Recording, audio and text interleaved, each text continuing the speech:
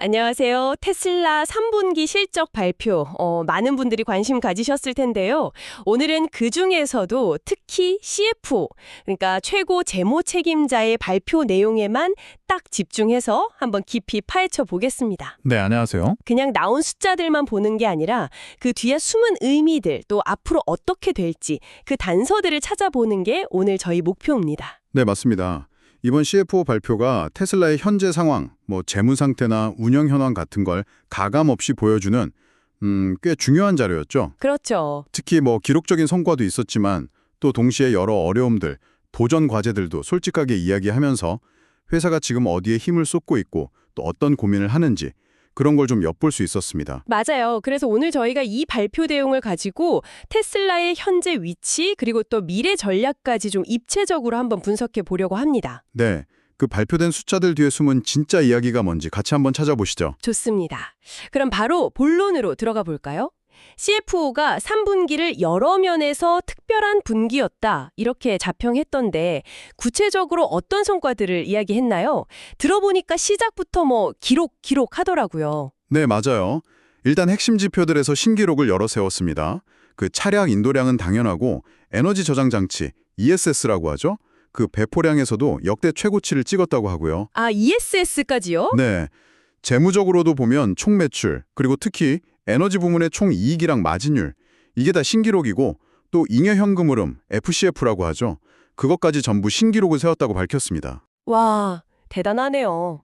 네, CFO는 이런 성과가 다 고객들의 어떤 지속적인 신뢰, 그리고 테슬라 팀원들의 노력 덕분이다. 이렇게 얘기했고요. 단순히 판매량만 늘었다. 이런 차원을 넘어서는 의미가 있겠네요, 그럼. 특히 그 에너지 부문 성장이 눈에 띄는데요. 자동차 회사가 에너지 사업 실적을 이렇게까지 강조하는 게, 좀 흥미롭습니다. 정확히 보셨습니다. 이 기록적인 성과 자체도 물론 대단하지만 그 내용을 좀 뜯어보면 회사의 수익성, 그리고 또 현금을 만들어내는 능력, 이런 것들이 아주 탄탄하게 강화되고 있다는 신호로 볼 수 있거든요. 아하.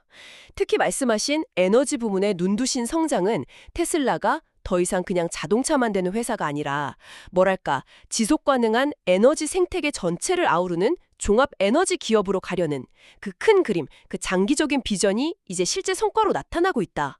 이렇게 해석할 수 있습니다. 그렇군요. 이건 앞으로 테슬라를 이해하는 데 있어서 정말 중요한 포인트가 될 겁니다. 지역별 판매 실적도 꽤 인상적이던데요. 중화권이 전 분기보다 33%나 늘었고 아시아 태평양 29%, 북미 28%, 유럽 중동 아프리카도 25%, 거의 전 세계적으로 고르게 성장한 거 아닌가요? 이걸 어떻게 봐야 할까요? 네, 아주 긍정적인 신호죠. 특정 지역에 너무 의존하지 않는다는 거니까요. 그렇죠. 어떤 특정 시장의 변동성에 회사가 크게 흔들리지 않고 여러 지역에서 안정적으로 성장 동력을 찾고 있다. 이런 의미니까요. 이건 테슬라의 글로벌 시장 전략이 잘 먹히고 있다는 증거죠. 특히 이런 전반적인 성장의 배경에는 그 신형 모델 Y에 대한 꾸준한 수요가 있었다. 이렇게 분석됩니다. 테슬라가 2025년을 Y의 해다. 이렇게 선언하고 롱레인지, 퍼포먼스, 스탠다드까지 라인업을 막 늘렸잖아요. 네, 맞아요. 그 전략이 전 세계 시장에서 제대로 통했다. 이렇게 볼 수 있겠습니다. 로보택시 이야기도 나왔죠. 지금 오스틴이랑 베이 에어리어 주요 도시에서 운영 중이고 특히 오스틴에서는 벌써 3번이나 서비스 지역을 넓혔다. 이런 얘기도 있었고요. 근데 CFO가 경쟁사랑 다른 점이라고 강조한 부분이 좀 재밌었어요. 어떤 부분이었죠? 추가 센서 같은 거 없이 그냥 일반 테슬라 차량이랑 외관상 구분이 거의 안 된다는 거예요. 이게 기술적인 자신감의 표현? 이런 걸까요? 아, 네, 그렇죠. 그건 테슬라가 가진 어떤 기술적인 우위 그리고 또 미래 전략을 동시에 보여주는 발언이라고 생각합니다. 겉보기에는 그냥 일반 차량이랑 똑같은데 그 차가 스스로 운전해서 로봇택시 서비스를 한다. 이건 그만큼 자기들 자율주행 기술 스택이랑 차량 설계에 대해서 엄청난 자신감이 있다는 거죠. 하긴 지금 파는 차들이 이미 FSD를 염두에 두고 만들었다 이걸 강조하는 거군요. 바로 그겁니다. 네. 현재 판매되는 차량 자체가 이미 완전 자율주행을 염두에 두고 설계됐다. 이걸 어필하는 거죠. 더 나아가서는 CEO 말까지 인용하면서 FSD 경험이 널리 퍼지면 차량 자체에 대한 수요가 폭발적으로 늘 거다. 이런 기대감도 슬쩍 내비쳤고요. 근데 그 비전하고 현실 사이에는 아직 좀 간극이 있지 않나요? FSD가 차량 수요를 폭발시킨다. 뭐 기대는 알겠는데 CFO가 유료 FSD 구독 고객 기반이 아직 전체 차량의 한 12% 수준이다 이런 얘기도 했잖아요. 규제 문제도 아직 있고요. 네, 맞습니다. CFO는 그 부분도 명확하게 짚고 넘어갔습니다. 현재 유료 FSD 채택률이 12% 수준이라는 거, 그리고 또 중국이나 유럽 같은 중요 시장에서 규제 당국 승인을 받으려고 계속 노력 중이라는 점도 언급했죠. 이건 결국 로보택시나 FSD 상용화가 테슬라의 중요한 미래 먹거리인 건 맞지만 아직 넘어야 할 기술적, 상업적, 그리고 또 규제라는 허들이 남아있다. 이런 현실을 인정한 거라고 볼 수 있습니다. 뭐 그냥 장밋빛 미래만 얘기하는 게 아니라 현실적인 과제도 같이 언급한 거죠. 자, 그럼 이제 좀 더 구체적인 재무 항목들로 들어가 볼까요? 핵심이죠. 자동차 부문 매출하고 마진. 이건 어땠는지 궁금합니다.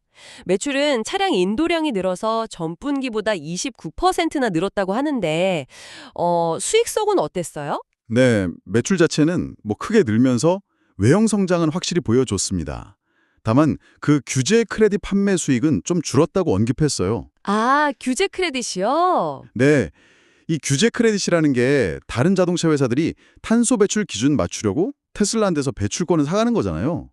여기서 나오는 수익인데 이게 분기별로 좀 변동성이 있습니다. 물론 뭐 신규 계약도 하고 있고 기존 계약도 계속 이행하고 있다고 덧붙이긴 했고요. 그렇다면 이 변동성 있는 규제 크레딧 이걸 빼고 순수하게 자동차 팔아서 번 이익률, 그러니까 자동차 부문 마진은 어떻게 변했나요? 이게 진짜 차량 판매의 수익성을 보여주는 지표일 텐데요. 바로 그 지점입니다. 규제 크레딧을 제외한 자동차 마진율은 15%에서 15.4%로 아주 소폭 증가하는 데 그쳤습니다. 15.4%요? 생각보다 상승폭이 그렇게 크진 않네요. 맞아요.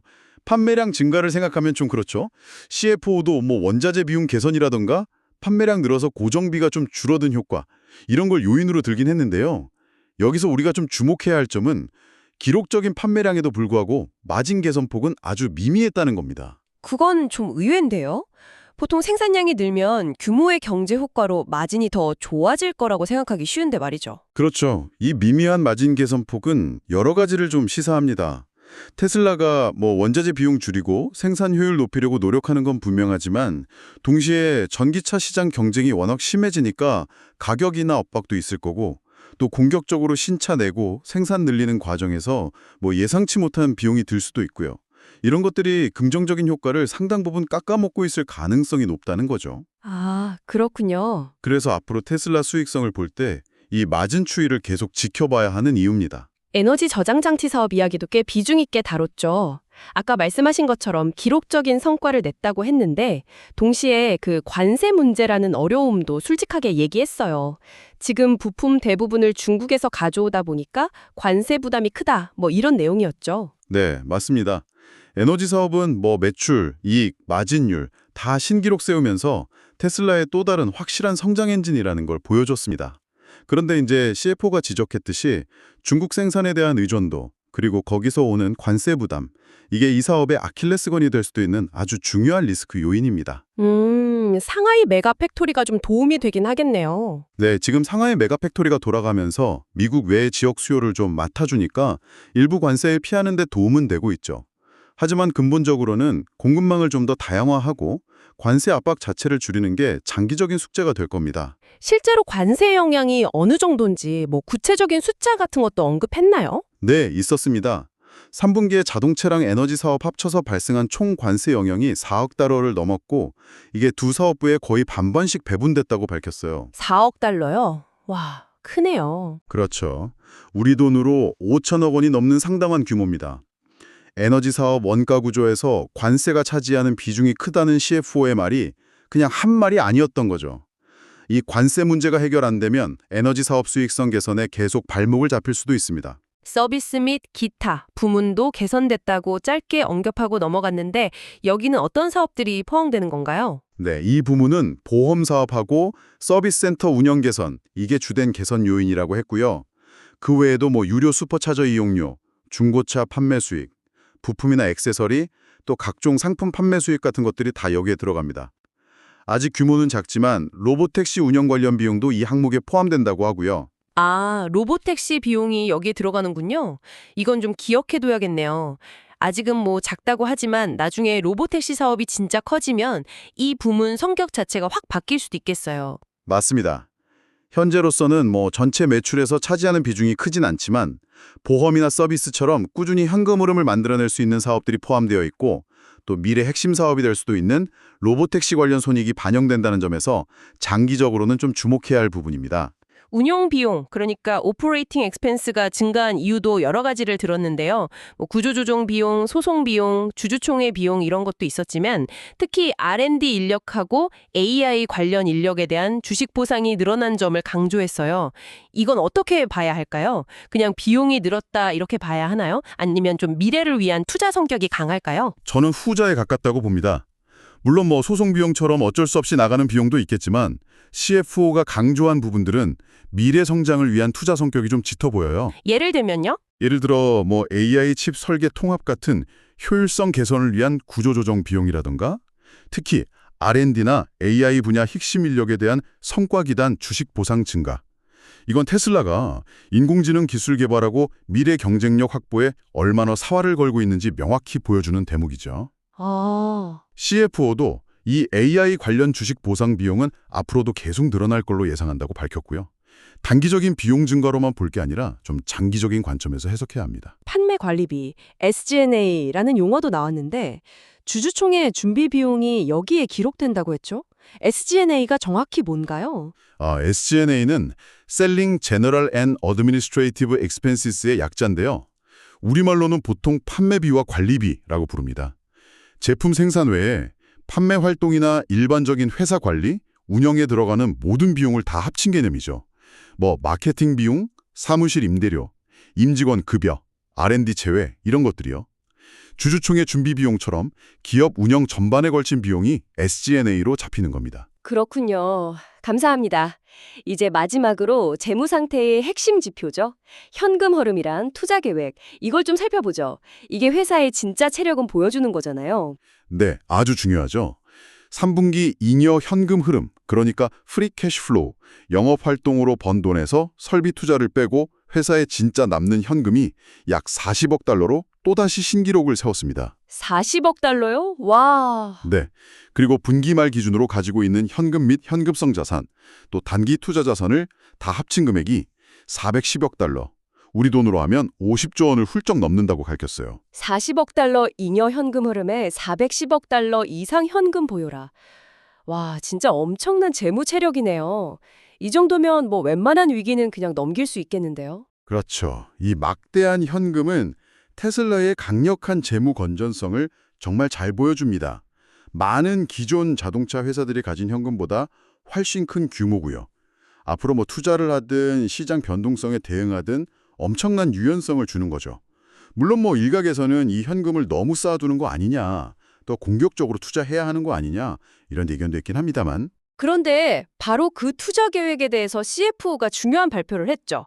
앞으로 설비 투자, 그러니까 캐펙스 계획이요. 네, 이게 정말 주목해야 할 발표였습니다. 2025년, 그러니까 올해 설비 투자는 약 90억 달러 정도로 예상이 되는데 2026년 이후에는 이 투자 규모를 대폭 significantly 늘릴 계획이라고 밝혔습니다.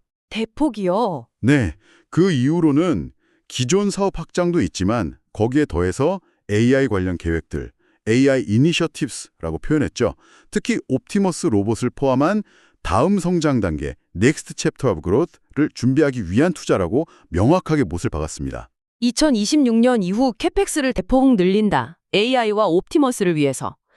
이건 그냥 단순한 설비 투자 계획 발표를 넘어선 뭐랄까 테슬라의 미래 방향성에 대한 선언 이렇게 들리는데요.